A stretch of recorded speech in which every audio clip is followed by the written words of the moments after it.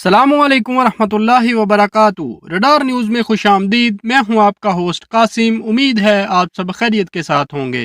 आज हम आपको दिखाते हैं कि ईरान से स्मगल होकर आने वाला ईरानी डीजल किस तरह पकड़ा गया और स्मगलर किस तरह ईरानी डीजल पाकिस्तान, फिर बलूचिस्तान और फिर कराची स्मगल करते हैं। वीडियो में लाइव देखें। मजीद वीडियोस के लिए चैनल सब्सक्राइब करें और बेल आइकन पर क्लिक करें। Thanks for watching radar news. अफवाज पाकिस्तान पाइंदाबाद, पाकिस्तान ता क़यामत जिंदाबाद। जनाब, ये जो बलूचिस्तान से संगमरमर का पत्थर लेके गाड़ियाँ आती हैं, वो हमने पकड़ी है कि किस तरह उनकी जो पत्थर की आड़ में डीजल, ईरानी स्मगल शुदा डीजल जो है वो यहाँ पाकिस्तान में या कराची में लाया जाता है।